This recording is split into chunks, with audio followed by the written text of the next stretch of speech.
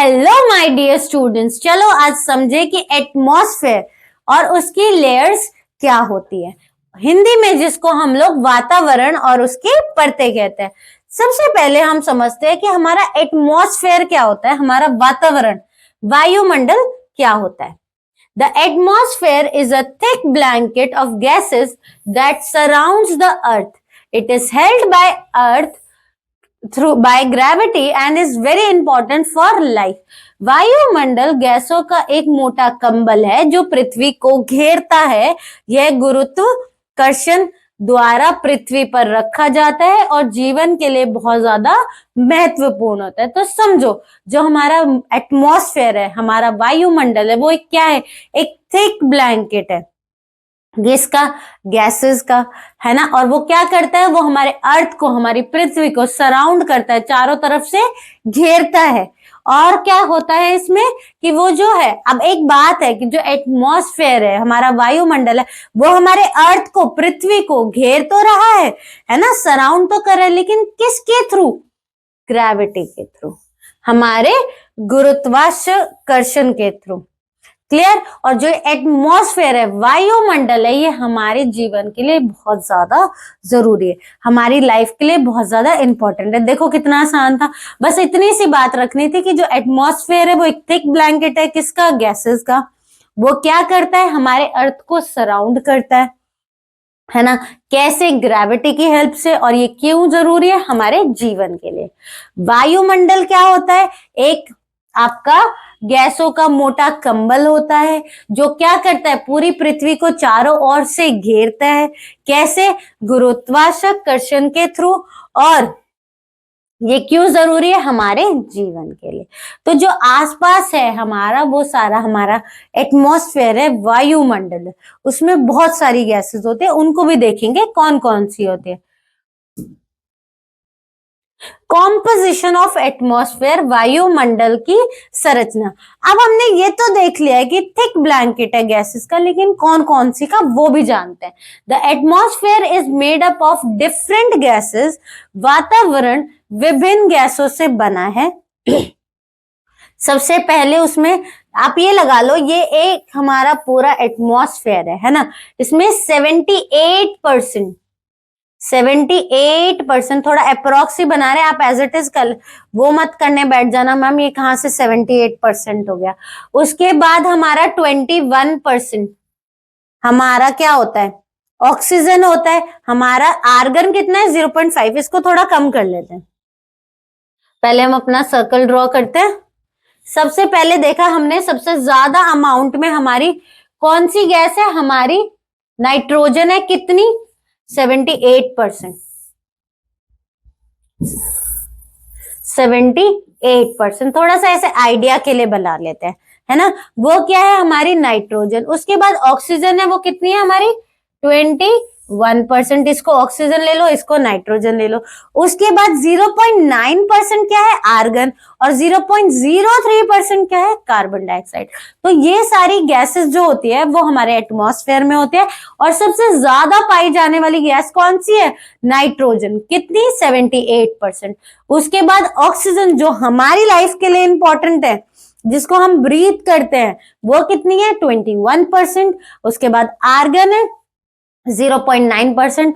और carbon dioxide जो हमारे प्लांट्स के लिए जरूरी है, वो कितनी है? 0.03%।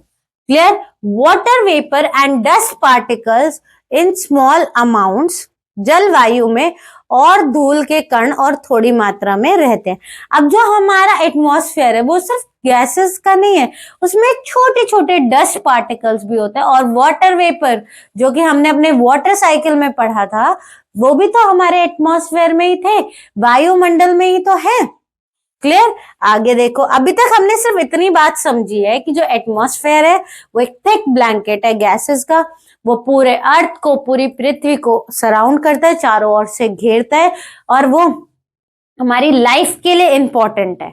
उसके बाद हमने देखा कि जो थिक ब्लैंकेट ऑफ गैसेस हम बार बार बोल रहे हैं, उसमें कौन कौन सी है? उसमें टोटल हमारी 4 गैसेस है।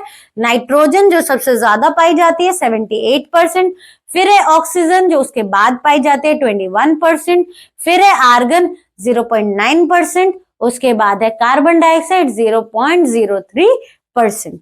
क्लियर? आगे देखो, इंपॉर्टेंस ऑफ द एटमॉस्फेयर, वायुमंडल का महत्व, कि हमारा जो एटमॉस्फेयर है, जो हमारा वायुमंडल है, वो क्यों जरूरी है। सबसे पहली बात तो वो हमें ऑक्सीजन देता है, और ऑक्सीजन किस लिए जरूरी होती है? हमें सांस लेने के लिए, ब्रीथ करने के लिए, है ना। उसके बाद क्या करता है, हमारे जो अर्थ है उसको प्रोटेक्ट करता है हार्मफुल सन रेज से, जो हमारी सूरज की हानिकारक किरणें होती है उनसे हमें बचाता है। फिर वेदर और क्लाइमेट को बैलेंस करने के लिए, मतलब हमारे मौसम और जलवायु को एक तरीके से आपकी बैलेंस करने के लिए मदद करता है। उसके बाद burns up meteors before they reach the earth, पृथ्वी पर पहुंचने से पहले उल्काओं को जला देता है। जो छोटे छोटे मीटियोर्स होते हैं, मतलब रॉक की जो बॉडीज होते हैं हमारे सोलर सिस्टम में, उनको हमारे अर्थ की तरफ आने से हमें बचाता है, उनको पहले ही तोड़ देता है, खराब कर देता है। Maintain suitable temperature on the earth, पृथ्वी पर उपयुक्त तापमान बनाए देता है। अब क्या है, जो हमारा टेम्परेचर है उसको बैलेंस करने में भी तो हमारा एटमॉस्फेयर ही मदद करता है। ठीक है, देखो कितना आसान था। एक तो ऑक्सीजन हेल्प करता है, फिर हमें जो हमारी हार्मफुल सन रेज है, हानिकारक सूरज किरणें हैं, उनसे बचाता है। फिर जो मिट्रॉइज रॉकी बॉडीज होती है सोलर सिस्टम से हमारी तरफ आती है, उनसे हमें बचाता है। हमारे वेदर और क्लाइमेट को बैलेंस करता है, जो हमारे टेम्परेचर है उसको बैलेंस करता है। क्लियर? आगे चलते हैं। अब देखते हैं हमारी लेयर्स ऑफ एटमॉस्फेयर, वायुमंडल की परतें। हमारी टोटल 5 लेयर्स होती है। सबसे पहले है ट्रोपोस्फेयर, शोभ मंडल, फिर है स्ट्रेटोस्फेयर, समताप मंडल, उसके बाद है मेसोस्फेयर, मध्य मंडल, फिर है थर्मोस्फेयर, एग्जोस्फेयर। क्लियर? देखो, ये हमारे सारे एटमॉस्फेयर की लेयर्स है, पूरी एटमॉस्फेयर की लेयर्स है। सबसे पहले है हमारी ट्रोपोस्फेयर, जो हमारे से सबसे पास है, इसको समझते हैं सबसे पहले। ट्रोपोस्फेयर, जिसको शोभ मंडल कहते हैं, is the lowest and the closest to the earth, सबसे निचली परत, पृथ्वी के सबसे करीब जो हमारी लेयर होती है। ये ऐसे क्वेश्चंस आते हैं कि the lowest and the closest layer of atmosphere to the earth is troposphere, जिसको हिंदी में शोभ मंडल कहते हैं। Extend up to 8 to 18 kilometre, लगभग 8 से 18 किलोमीटर तक फैला हुआ है। अच्छा, जितना भी हमारे वेदर है, rain, clouds, storms occurs here, सभी मौसम, बारिश, बादल, तूफान यहां होते हैं। Clear? Contains air we breathe, obvious सी बात है कि जो लेयर हमारे सबसे पास होगी, है ना, अर्थ के सबसे पास होगी, उसी में तो हमें ऑक्सीजन मिलेगा, जो हमारी लाइफ के लिए इंपॉर्टेंट है। उसके बाद टेम्परेचर डिक्रीजेस विद हाइट, ऊंचाई के साथ तापमान घटता चला जाता है। बिल्कुल क्लियर है, जैसे जैसे आप ऊपर जाते जाओगे जो टेम्परेचर है वो कम होता चला जाएगा। उसके बाद है most important layer for life, जीवन के लिए सबसे महत्वपूर्ण जो ये है हमारी परत है। क्लियर सी बात है, सबसे पास है हमारे, सबसे क्लोजेस्ट है अर्थ के, तो वो लेयर कितनी ही ज्यादा इंपॉर्टेंट होगी, है ना। वो कितनी एक्सटेंड हो रही है, देखो ये सारी बातें पूछी जाती है कि ये लेयर कितनी एक्सटेंड हो रही है। ये हो रही है 0 to 18 किलोमीटर। इसी में हमारा ऑक्सीजन वाला प्रोसेस होता है, कि एक ऑक्सीजन गैस होती है जो हम ब्रीथ करते हैं, तो ये हमारे लिए इंपॉर्टेंट है। जितनी भी हमारे वेदर्स होते, चाहे रेन हो, चाहे क्लाउड्स हो, चाहे हमारा स्टॉर्म्स हो, वो इसी लेयर में होता है ना। हमारे टेम्परेचर डिक्रीज करता है। अच्छा, टेम्परेचर डिक्रीज कैसे करते हैं मैम? आप कभी पानी उबालते हो, वाटर वेपर के फॉर्म में ऊपर जाता है, जैसे जैसे ऊपर जाता है, जैसे वो छत पे चिपकता है वो ठंडा हो जाता है। तो जैसे ही वो ऊपर जा रहा है, जितना ऊपर पानी हमारा जाता है, जितना ऊपर हम जाते हैं, तो टेम्परेचर डिक्रीज होना स्टार्ट कर देता है। क्लियर? आगे देखो, ये है हमारा ट्रोपोस्फेयर, मतलब हमारा शोभ मंडल, जो कितना है 0 to 18 किलोमीटर्स, और ये हमारा क्या करता है, बिल्कुल अर्थ के हमारे पास होता है। क्लियर? आगे चलते हैं। अच्छा, इसको हम लोग करेक्ट कर लेते हैं, इसको हम 18 बना लेते हैं, वो गलती से 12 हो रखा है। क्लियर? तो ये हमारी ट्रोपोस्फेयर है, हमारा शोभ मंडल है, जो कि हमारे अर्थ से सबसे पास है। सारे वेदर्स इसमें होते हैं, टेम्परेचर धीरे धीरे कम हो जाता है। ये लेयर हमारे लिए सबसे ज्यादा इंपॉर्टेंट है, क्योंकि इसमें हमें ऑक्सीजन मिलती है। क्लियर? अब नेक्स्ट है हमारी स्ट्रेटोस्फेयर, जिसको हिंदी में समताप मंडल कहते हैं। लाइज अबव द ट्रोपोस्फेयर, शोभ मंडल के ऊपर स्थित है। सबसे पहले क्या है हमारा, ट्रोपोस्फेयर, शोभ मंडल। उसके बाद क्या है, स्ट्रेटोस्फेयर। बस ट्रोपोस्फेयर में एस जोड़ दिया और स्ट्रेटोस्फेयर वो उसके ऊपर चला गया। एक्सटेंड अप टू 50 किलोमीटर्स, लगभग 50 किलोमीटर तक वो ऊपर जाती है। Contains the ozone layer, ozone layer जो सबसे ज्यादा इंपॉर्टेंट है, किस लिए, क्योंकि वो हमें सन रेज से, सूरज की हानिकारक किरणों से बचाता है। वो भी कहाँ पे है, हमारा स्ट्रेटोस्फेयर में। ओजोन लेयर कहाँ पे है, स्ट्रेटोस्फेयर में। ऑक्सीजन कहाँ मिलता है, ट्रोपोस्फेयर में। इसीलिए तो ये हमारे लिए इंपॉर्टेंट है, हमारी लाइफ के लिए। Ozone layer protects us from the harmful UV rays, ozone हमें हानिकारक यूवी किरणों से बचाता है। Temperature increases with the height, ऊंचाई के साथ जो तापमान है वो बढ़ता चला जाता है। अब उल्टा हो रहा है, ट्रोपोस्फेयर में घट रहा था, यहां बढ़ रहा है। Clear? Aeroplanes fly in this layer, इस परत में हवाई जहाज उड़ते हैं। ठीक है? अगर वेदर के बारे में पूछे कि रेनफॉल वगैरह कहाँ पे होती है, तो ट्रोपोस्फेयर। एरोप्लेन्स, हवाई जहाज कहाँ उड़ती है, स्ट्रेटोस्फेयर में। क्लियर? हमारे समताप मंडल में। और ये कहां तक एक्सटेंड हो रहा है, 50 किलोमीटर। ये सारे पॉइंट्स आप लोगों को मालूम होने चाहिए। अगर स्ट्रेटोस्फेयर है तो आपको पता होना चाहिए उसमें क्या है, वो ट्रोपोस्फेयर के ऊपर है, 50 किलोमीटर तक वो एक्सटेंड होता है। उसके बाद उसमें ओजोन लेयर जो सबसे ज्यादा जरूरी होती है हमें सन रेज से बचाने के लिए, वो है। एरोप्लेन्स कहाँ उड़ती है, स्ट्रेटोस्फेयर में, हमारे समताप मंडल में। क्लियर?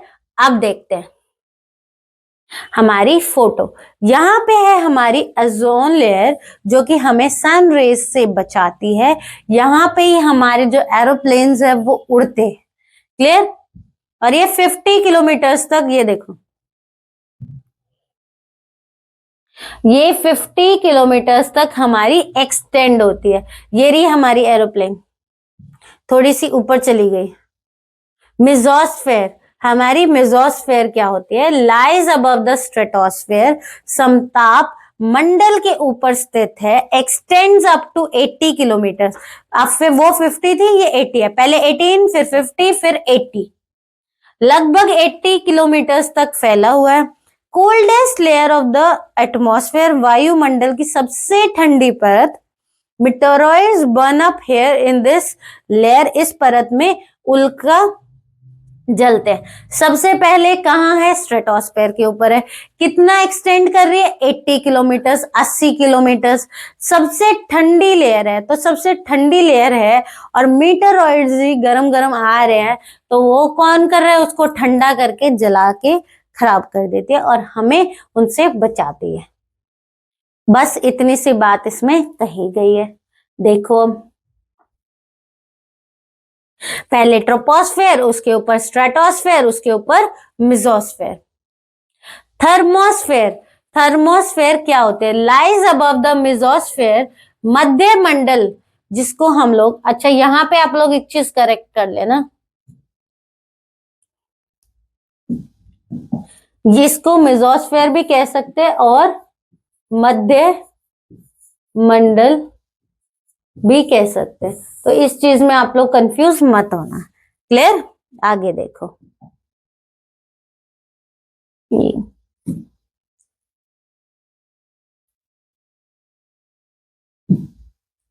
अब हम पढ़ते हैं थर्मोस्फेयर।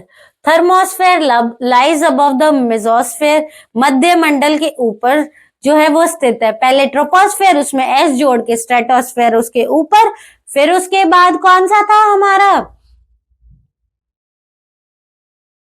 क्या था हमारा, मेसोस्फेयर। उसके बाद थर्मोस्फेयर। ये आपको मेरे साथ साथ याद करने हैं। अगर याद ना आए तो जैसे मैं पीछे गई वैसे हल्का सा वीडियो को पीछे करना, फिर से रिवाइज करना, फिर से पढ़ना। अब देखो, एक्सटेंड अप टू 600 किलोमीटर। सबसे पहले हमारी ट्रोपोस्फेयर थी, वो कहां तक एक्सटेंड हुई, 18 किलोमीटर तक। फिर उसके बाद स्ट्रेटोस्फेयर 50 किलोमीटर तक। उसके बाद मेसोस्फेयर 80 किलोमीटर तक। अब जो हमारी थर्मोस्फेयर वाली लेयर है वो कहां तक एक्सटेंड हो रही है, हमारी 600 किलोमीटर तक। वेरी हाई इन टेम्परेचर, बहुत अधिक तापमान। कंटेन्स आयंस, आयनोस्फेयर आयंस होते हैं इसके अंदर। हेल्प्स इन रेडियो कम्युनिकेशन और रस अक्कर हियर। अच्छा देखो, सबसे पहले इनमें क्या क्या याद करना, एक तो कहाँ है ये, मेसोस्फेयर के ऊपर है। कितना एक्सटेंड हो रही है, 600 किलोमीटर एक्सटेंड हो रही है। उसके बाद बहुत ज्यादा इसका टेम्परेचर हाई होता है।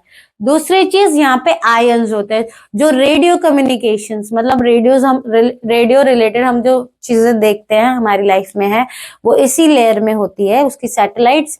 उसके बाद ऑरोरस भी यहाँ पे ही होता है। क्लियर?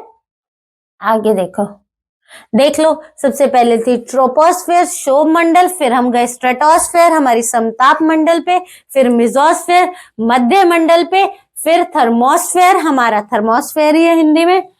अब आगे देखते हैं, एग्जॉस्फेयर, आउटर मोस्ट लेयर, सबसे लास्ट लेयर, सबसे बाहरी परत, एक्सटेंड्स इनटू स्पेस। अब इसकी कोई लिमिट नहीं है जैसे उनकी थी। वेरी थिन एयर, बहुत हल्की हल्की हवा होती है। Satellites moves in this air. Radio communication कहाँ हो रहा था, हमारी पिछली वाली लेयर में, वो क्या थी, थर्मोस्फेयर। और यहाँ पे एग्जॉस्फेयर में हमारा क्या हो रहा है कि सारी सैटेलाइट्स होती है हमारी इस लेयर में, इस परत में। तो आप लोगों से पूछा जाएगा कि सैटेलाइट कहाँ पे होती है, हमारी एग्जॉस्फेयर में। रेडियो कम्युनिकेशन कहाँ होता है, हमारा थर्मोस्फेयर में। हमारी जो ऑक्सीजन है वो कहाँ पे है, हमारी ट्रोपोस्फेयर में। फिर हमारा वेदर कहाँ होता है, जो वो भी हमारा कहाँ पे था, ट्रोपोस्फेयर में। ओजोन लेयर कहाँ पे थी, हमारी स्ट्रेटोस्फेयर में। वहीं पे क्या हो रहा था, एरोप्लेन्स उड़ रही थी। हमारे जो मीटरॉइड्स थे वो कहाँ पे ब्रेक हो रहे थे, जो हमारी ट्रोपोस्फेयर के ऊपर वाली लेयर थी, मेसोस्फेयर मतलब मध्य मंडल में। और ये कहाँ तक एक्सटेंड हो रहा है, चलो एक बार इसके डायग्राम की हेल्प से समझते हैं। देखो, सबसे पहले थी ट्रोपोस्फेयर हमारे शोभ मंडल, जो कहां तक एक्सटेंड हो रही थी, 18 किलोमीटर्स तक। यहाँ पे ही हमारा सारी चीजें हो रही थी, हमारा वेदर हो रहा था, है ना। हमें ऑक्सीजन भी इसी लेयर में मिल रहा था। सबसे पास वाली लेयर थी हमारे अर्थ के, सबसे इंपॉर्टेंट लेयर थी हमारे लिए। उसके बाद हमने एस जोड़ के स्ट्रेटोस्फेयर बना दिया, जो कि हिंदी में था समताप मंडल। यहाँ पे क्या हो रहे थे, एरोप्लेन्स उड़ रहे थे। हमारी ओजोन लेयर थी, कहां तक एक्सटेंड हो रहा था, 50 किलोमीटर्स तक हमारा एक्सटेंड हो रहा था। उसके बाद था मेसोस्फेयर मध्य मंडल, वो कहां तक एक्सटेंड हो रहा था, 80 किलोमीटर्स तक। यहाँ पे क्या क्या हो रहा था, जो हमारे मीटरॉइड्स थे वो ब्रेक डाउन हो रहे थे, क्योंकि ये सबसे कोल्डेस्ट लेयर थी, है ना। उसके बाद था हमारा थर्मोस्फेयर, जहां पे रेडियो कम्युनिकेशन था, और कहां तक एक्सटेंड हो रहा था, 600 किलोमीटर्स पर। फिर हमारी थी आउटर मोस्ट लेयर, सबसे बाहरी परत, वो कौन सी थी, हमारी एग्जॉस्फेयर, हमारी लास्ट लेयर, है ना। वहां पे क्या थी, बहुत ही ठंडी हवाएं थी, और सारी सैटेलाइट्स भी वहां पे ही होती। क्लियर? चलो, अब हमारा ये टॉपिक यहीं पे खत्म होता है। सबसे पहले हमने देख लिया था कि हमारा जो एटमॉस्फेयर वायुमंडल क्या है, वो थिक ब्लैंकेट ऑफ गैसेस है। कौन कौन सी गैसेस है और कौन कौन सी लेयर में वो होती है वो भी हमने देख ली, है ना। एटमॉस्फेयर हमारा क्यों जरूरी है वो भी हमने देख लिया, उसकी लेयर्स भी पढ़ ली। तो ये सारी चीजें ही थी जो आप लोगों को एटमॉस्फेयर उसके लेयर से रिलेटेड मालूम होनी चाहिए, और इससे रिलेटेड क्वेश्चंस जरूर आते हैं। एंड आई होप जो छोटी छोटी गड़बड़ आप लोग इस टॉपिक में करते हो वो अब से ना करो, है ना, और ये टॉपिक आपको बहुत अच्छे से समझ में आया हो।